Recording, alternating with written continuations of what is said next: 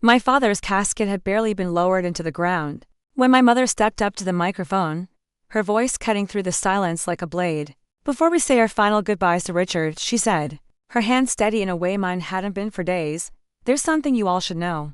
The man you're mourning today, my husband of 32 years, had another family across town. 3 children who deserved to be here today but weren't invited. They destroyed our family long before cancer took him from us. If this story shocks you, please like, follow, and share this video with someone who needs to hear that sometimes the most devastating truths are revealed when we're at our most vulnerable.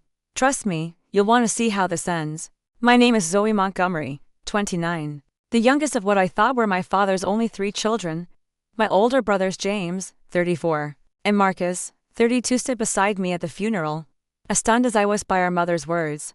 Dad had been a financial advisor, respected in our community, a deacon at church. The kind of father who never missed a soccer game or dance recital. The kind of husband who brought flowers home every Friday without fail. Or so we thought.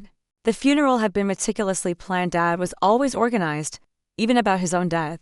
After his year-long battle with pancreatic cancer, he left detailed instructions about everything from the hymns to be sung, to the black and white photos displayed on easels around the funeral home. What he hadn't planned for was Mom's improvisation at the cemetery. The guests, colleagues, neighbors, church members shifted uncomfortably as Mom continued, her voice eerily calm.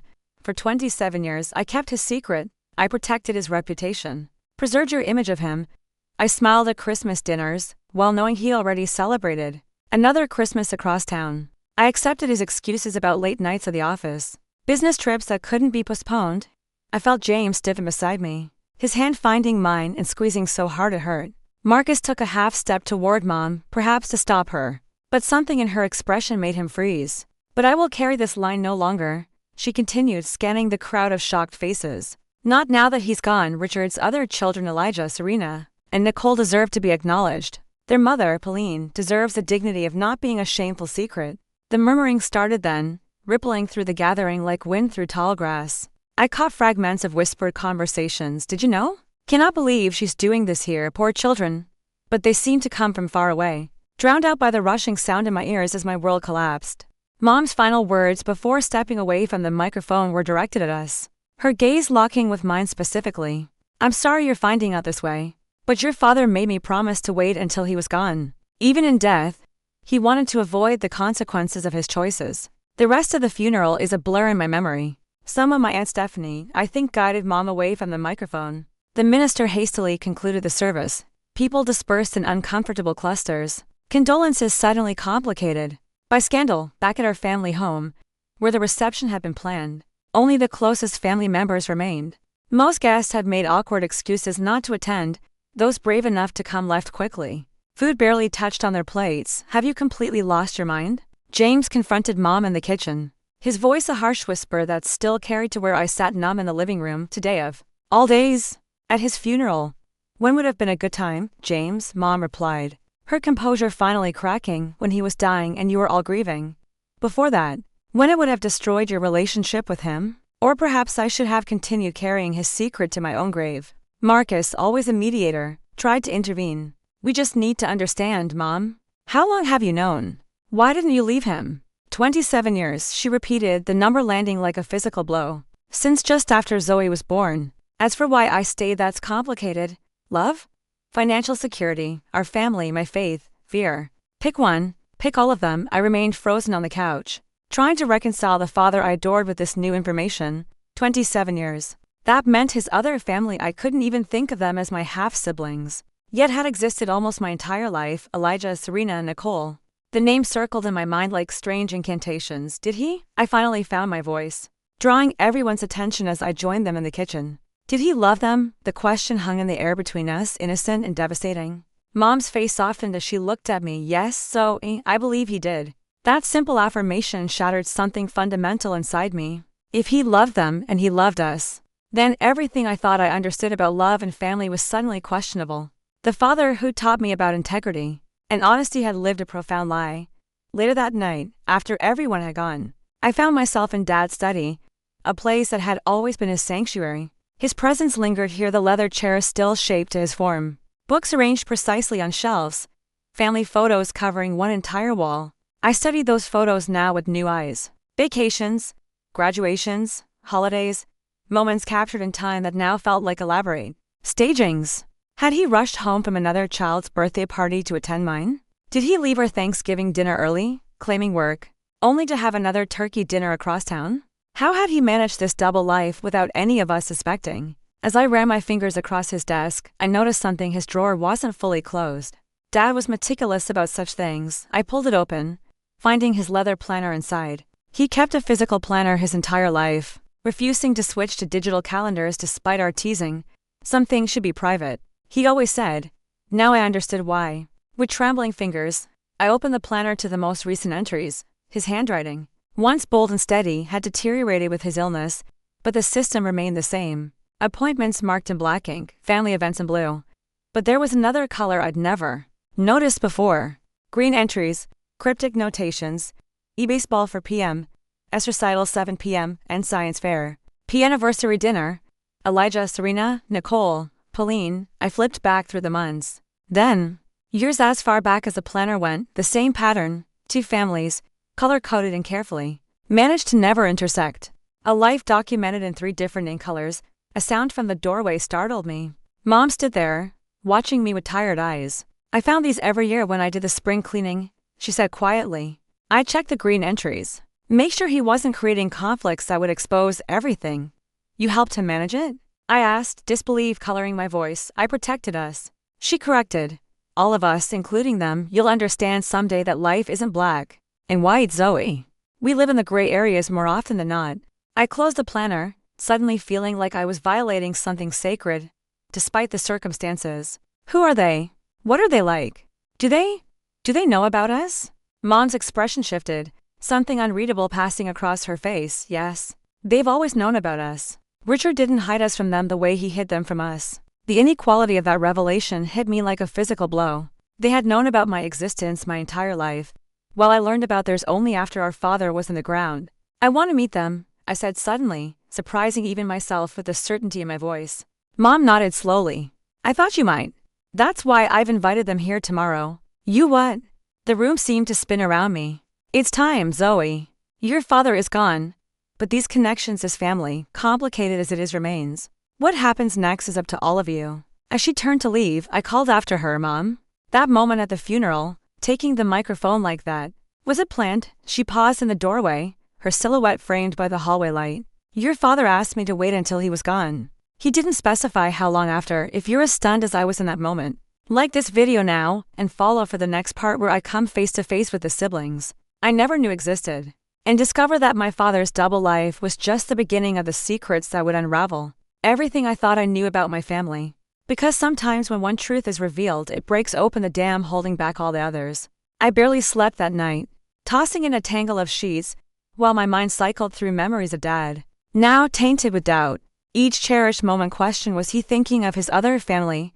When he taught me to ride a bike, when he walked me down the aisle as homecoming queen, when he cried at my college graduation. By morning, exhaustion had hardened into anger. James and Marcus arrived early, having apparently spent the night conferring without me. Their expressions were grim as we gathered in the kitchen, the untouched funeral reception food still crowding the refrigerator. I'm not staying for this, James announced, pacing the kitchen like a caged animal. I won't sit here and play nice with these people. They're not these people, Mom said quietly from the doorway. They're your father's children. They are strangers who share some DNA. James shot back. They are not family. Marcus, leaning against the counter, looked torn. Maybe we should at least hear what they have to say. Find out what Dad told them about us. I don't care what lies he told them, James retorted. Nothing they say will change the fact that our entire childhood was built on a foundation of deception. I remained silent, watching this exchange with a strange detachment. My anger had evolved overnight into something more complex, a desperate curiosity about these shadow siblings who had existed parallel to us for nearly 3 decades. What time are they coming? I finally asked. Mom checked her watch. 11. About 2 hours from now. James grabbed his car keys. Well, enjoy your little reunion. I won't be part of it. James, please. Mom reached for his arm, but he pulled away. You had 27 years to tell us the truth, Mom. You chose his funeral. You chose to blindside us in front of everyone we know. Now I'm choosing to protect myself from whatever comes next. The front door slammed behind him, the sound reverberating through the too quiet house. Marcus sighed heavily. I'll talk to him. Tried to bring him back, he squeezed Mom's shoulder as he passed. He's hurting, not just angry. We all are. Left alone with Mom, I asked the question that had kept me awake all night. Were there signs I missed? All those years, was there something I should have seen? Mom's eyes glistened with unshed tears. Oh, Zoe, you were a child. It wasn't your responsibility to uncover your father's deceptions. But you saw them, I pressed. You figured it out when I was just a baby. She settled heavily into a kitchen chair, suddenly looking every one of her 63 years. It was a receipt for a child's birthday cake with the name Elijah written on the order form. Your father claimed it was for a colleague's son, but something in his eyes, she trailed off. Lost in the memory. I hired a private investigator. It took less than a week to discover the truth. And you stayed, I said, not accusingly, just trying to understand. I stayed, she confirmed. I confronted him, of course. There was a terrible fight. He cried, begged forgiveness, swore he'd end it with Pauline. A bitter smile touched her lips. 3 months later, the investigator confirmed he was still seeing her. By then, she was pregnant with their second child, Serena. The timeline assembled itself in my head. So Elijah is older than me. Yes, he's 31 now, 2 years older than you. Serena is 27 and Nicole is 24, my half-siblings. Spaced neatly between myself and my brothers, Dad's careful family planning extended to both households. Apparently, did you ever meet them? Or Pauline? Mom's gaze drifted to the window, toward the garden Dad had meticulously maintained. Once, when your father was first diagnosed, I went to their home to tell Pauline personally. I tried to imagine that conversation, my mother sitting across from her husband's other, what? Wife? Partner? Mistress? None of the words seemed adequate. What is she like? Mom considered this, dignified. Intelligent, she teaches high school English, different from me in almost every way. Which I suppose was a point. She refocused on me. She didn't know he was married when they met. By the time she found out, she was pregnant with Elijah and deeply in love. Your father convinced her that he couldn't leave because of James and Marcus. You weren't born yet. Later, he used you as another reason to maintain the status quo. The doorbell rang at exactly 11. Oh, single quotes clock, slicing through our conversation like a knife. Mom and I froze, staring at each other across the kitchen. I'll get it, Marcus said. Appearing in the doorway, he returned without James. My heart hammered against my ribs as I heard the front door open, followed by murmured greetings to low to distinguish, then footsteps, multiple sets moving toward the living room. Zoe, Mom's voice pulled me back. We should join them, I nodded, unable to form words. This moment meeting the siblings I never knew I had suddenly felt momentous beyond measure. What did they know about me? Had they resented us for having the legitimate claim to our father? Did they hate us for having his name while they presumably carried another? The people arranged awkwardly in our living room looked nothing like what I'd expected. Though I'm not sure what I had expected. A woman in her 50s with silver-streaked dark hair, Pauline, I presume, stood nearest the door as if preparing for a quick escape. Beside her were two women and a man around my age. Their resemblance to each other subtle but unmistakable. Most shocking was their resemblance to us. The man Elijah had Dad's strong jawline, and the same cowlick at his crown that Marcus always complained about.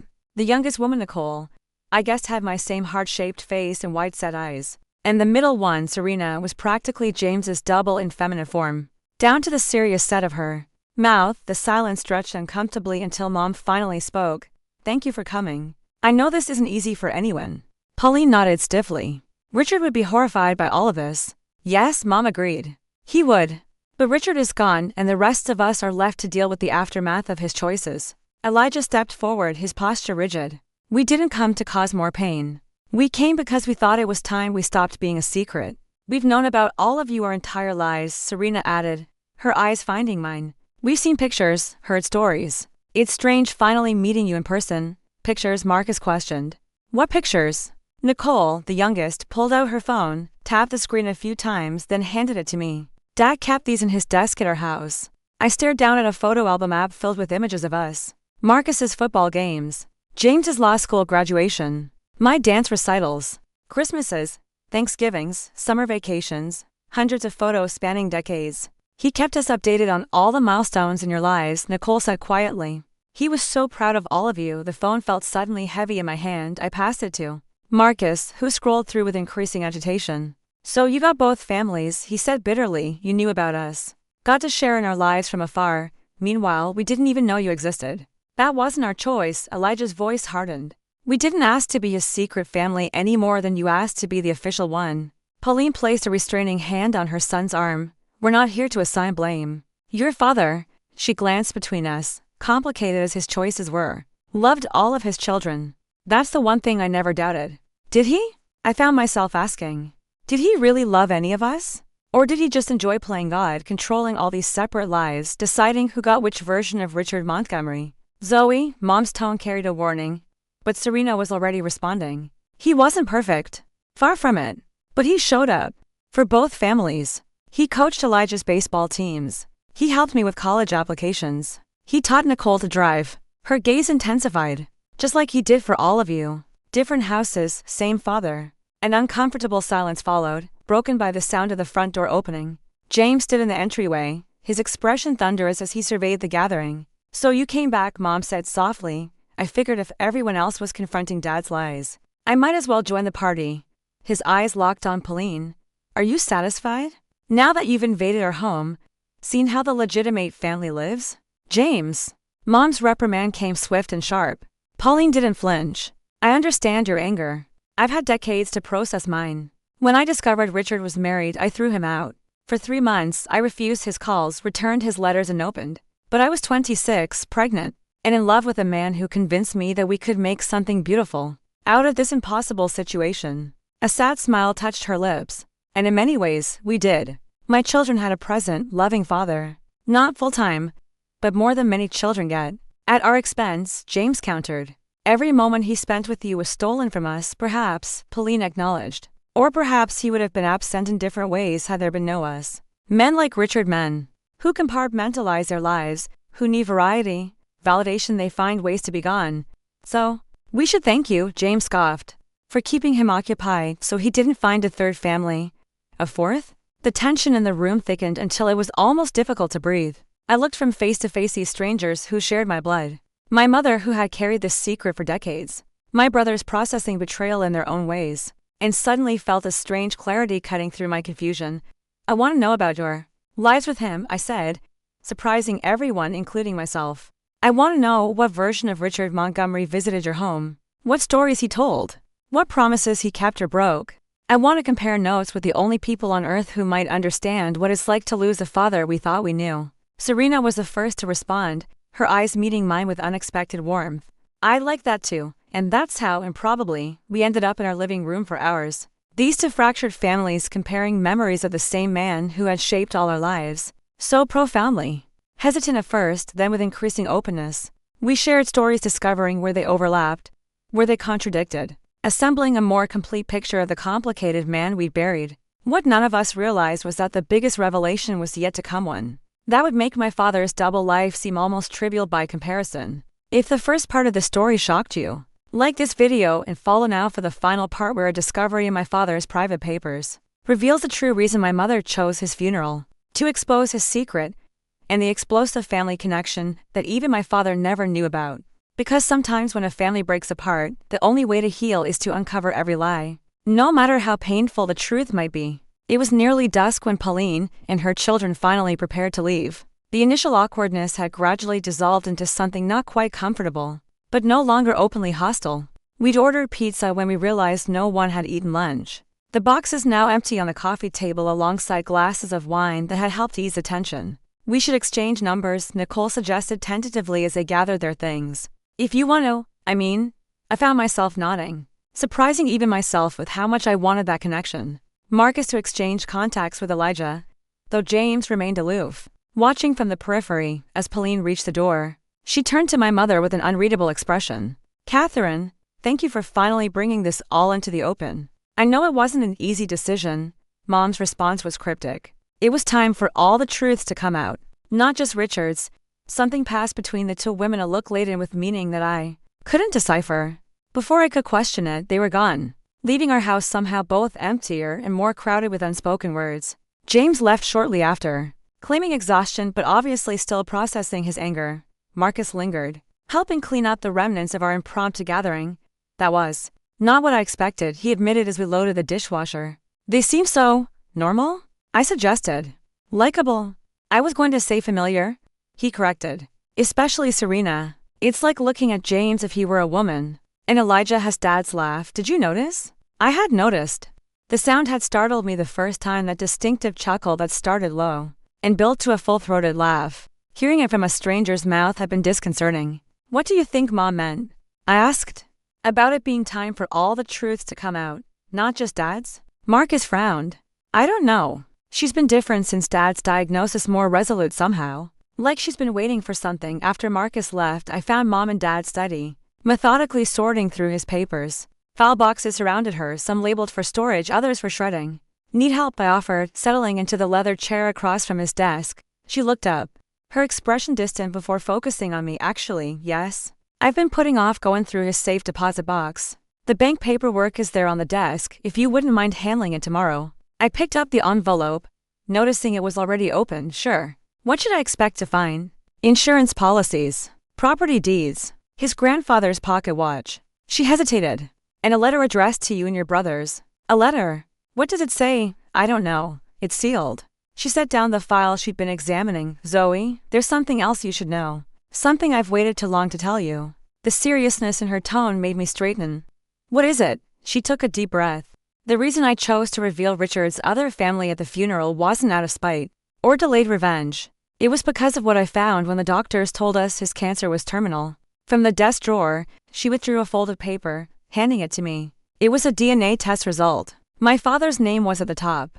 Dad got a paternity test, I asked, confused, not voluntarily. I had a sample sent from his hospital blood work. Her voice was steady, her gaze unwavering. Zoe, your father had a genetic mutation associated with his type of pancreatic cancer. The doctor suggested we all get tested, since his biological children would have a higher risk. A cold feeling spread through my chest as I began to understand where this was heading, and I realized it was finally time to confirm something I've suspected for nearly 30 years. She reached for my hand. Richard isn't James's biological father. The room seemed to tilt on its axis. What? How is that possible? She withdrew another paper from the drawer. This one had Pauline's name at the top. I asked Pauline to test as well, for her children's sake. She agreed. I skimmed the results, medical terminology swimming before my eyes until one phrase jumped out. Genetic compatibility consistent with siblings. I don't understand, I whispered, though a terrible understanding was already dawning. Elijah is James's full biological brother. Mom said quietly. They share both parents, Pauline, and a man named Christopher Randall. I stared at her, struggling to process this information. Mom, you're not making sense. How could James and Elijah have the same parents if you're James's mother? She shook her head, tears finally spilling over. I'm not, Zoe. I've raised James since he was 3 months old, but I didn't give birth to him. She drew a shaky breath. Before I met your father, I suffered multiple miscarriages. The doctors told me I likely couldn't carry to term. Richard and I were engaged when he suggested adoption. The pieces were falling into place, forming a picture too bizarre to comprehend. Are you saying Dad adopted James from Pauline? His own son with another woman? No. Mom's voice was barely audible. Richard didn't know. None of us knew until the DNA test. Richard believed, as I did, that James was the child of a young unwed mother named Margaret Sawyer, arranged through a private adoption facilitated by Richard's colleague Christopher Randall. My mind raced to keep up. But Christopher was actually James and Elijah's biological father, yes? He had a brief relationship with Pauline before I met Richard when she got pregnant. Christopher convinced her to give the baby up, claiming he wasn't ready for fatherhood. He arranged the adoption himself, placing Pauline's baby with his colleague Richard without either Richard or Pauline knowing the connection. The staggering coincidence or deliberate manipulation left me speechless. Years later, my father had met and fallen in love with Pauline, never knowing she was the biological mother of his adopted son. Does James know? I finally managed. Mom shook her head. Not yet. I wanted to tell all of you together, after you'd had time to process the news about Richard's double life. But then meeting Pauline and her children today, she gestured helplessly. The resemblance between James and Elijah is so striking. I'm surprised no one commented on it. Does Pauline know? Yes, I showed her the test results when I visited her after Richard's diagnosis. She was devastated. All these years, her firstborn son was living just across town with her lover's family. Mom's expression crumpled. She begged me not to tell Richard. She feared he would take it as permission to walk away from both families, claiming everything was based on lies. I tried to imagine the weight of this knowledge, my mother and Pauline, bound by this incredible secret, both protecting their families in their own ways. What about Christopher? Is he still alive? No. He died in a car accident about 20 years ago. Mom sighed heavily. I hired a private investigator after I got the test results. Christopher had a pattern of unethical behavior in his law practice.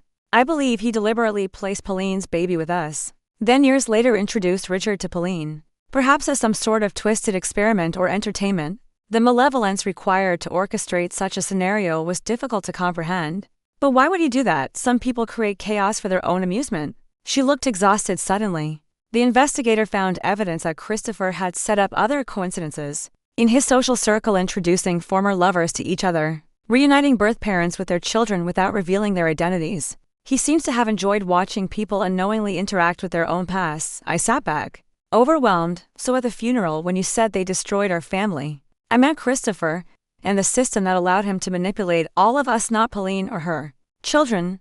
Mom's eyes held mine. I chose that moment because I couldn't bear the thought of Richard being eulogized as simply a cheater, a man who led a double life. The truth is more complex. He was a victim too in his own way, but he still chose to cheat, I pointed out. Finding out about James wouldn't change that. No, it wouldn't, she agreed. But it might help explain why he felt so inexplicably drawn to Pauline when they met. Why he could never fully leave either family. On some subconscious level, perhaps he recognized what none of us knew consciously, that his families were already connected. In the most profound way, the next morning, I drove to the bank alone, my thoughts churning with everything I learned. The safe deposit box contained exactly what Mom had described: legal documents, the antique pocket watch, and 3 sealed envelopes addressed to each of us children. I opened mine with trembling fingers, unfolding the pages covered in Dad's distinctive handwriting, increasingly shaky as his illness progressed. My dearest Zoe, if you're reading this, I failed in the most fundamental ways a father can fail. The courage I found to fight cancer never extended to facing the truth of my life's greatest mistakes. By now, you know about Pauline, Elijah, Serena, and Nicole. What you may not understand is why I created this impossible situation. Why I maintained it for decades. Why I couldn't choose one family over the other. The simplest answer is that I loved them all. I loved your mother, you, and your brothers. I also loved Pauline and her children. Not in different ways, but fully and completely in both homes. This doesn't excuse my deception, but I hope it helps you understand that it wasn't a matter of dissatisfaction or escape. There is, perhaps, a deeper answer that I've only begun to glimpse in my final days. From the moment I met Pauline, I felt a connection I couldn't explain, as if I already knew her, as if we were already bound together. For years I attributed this to some romantic notion of soulmates. Now, as death clarifies what life obscured, I wonder if there was something more profound at work. Your mother has recently asked questions about James's adoption, questions I can't answer. The timing of these questions, coinciding with my illness, makes me suspect she knows something I don't. Perhaps there are connections between our families that preceded my own entanglement. I have no right to ask for your forgiveness, Zoe. What I've done has likely shattered your trust, not just in me, but in love itself. All I can say is that in a life bisected by deception, my love for you was always whole and true. I hope someday, when the anger has faded, you might find a way to know your half-siblings. Not for my sake, but for yours. They are remarkable people who, through no fault of their own, share your blood and history. With eternal love and regret. Dad, tears blurred my vision as I folded the letter and returned it to its envelope. He had sensed the truth, or at least suspected it, near the end. But not the full complexity, not the fact that James and Elijah weren't half-brothers, but full biological siblings, united by blood yet separated by a cruel manipulation. That evening, we gathered at Mom's request, James, Marcus, and I, along with Pauline and her 3 children. The tension from our first meeting had shifted into a wary curiosity, particularly between James and Elijah, who kept stealing glances at each other throughout Mom's careful explanation of what the DNA tests had revealed. James's reaction moved from disbelief to rage to a stunned silence that concerned us all. Elijah, learning that the brother he'd never met until yesterday was actually his full biological sibling, reached out instinctively, placing a hand on James's shoulder. Don't, James said sharply, pulling away. This doesn't make us brothers. Biology isn't family. James, Mom began, but he cut her off. My entire life is a construction built on lies. My birth, my adoption, my father's identity, all of it fabricated. His voice broke. Who am I supposed to be now? The same person you've always been, Pauline said quietly. The circumstances of your birth don't change who you've become. Easy for you to say, James retorted. You gave me away. Twice, apparently once at birth and again by not telling me the truth when you discovered it. Pauline flinched as if struck. I didn't know you were my son when I met Richard.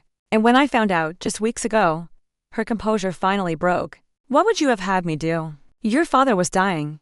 The family structures we'd all lived within for decades were about to be exposed anyway. Would revealing this additional truth then have helped anyone? The tension crackled between them until Nicole, the youngest of all of us, spoke up. Maybe instead of focusing on what was hidden or taken from us, we could think about what we've gained, she suggested hesitantly. A month ago, none of us knew the full truth. Now we at least have that, and maybe each other too if we want. Her words hung in the air, simple but profound. Serena nodded, adding, we can't change the past. We can't undo Christopher's manipulation or Dad's choices, but we can decide what happens next. Over the following weeks and months, we began the delicate process of redefining family on our own terms. James struggled the most, ultimately seeking therapy to process his complicated grief and identity crisis. Elijah gave him space but made it clear he was open to a relationship. Whenever James was ready, Marcus and Serena discovered a shared interest in photography, occasionally meeting to explore the city with their cameras. Nicole and I fell into an easy friendship that might have developed naturally, had we known about each other from the beginning. As for Mom and Pauline, they formed an unlikely alliance, united by their shared experience as women who had loved the same complicated man, and by their determination to help their children heal from the fractures his deception had created. 1 year after Dad's funeral, we gathered again, this time for a purpose of our own choosing. In the garden Dad had so meticulously maintained, we planted a cherry tree, its branches symbolically reaching toward both sky and earth, past and future. To Richard, Mom said, raising a glass as we stood around the newly planted tree.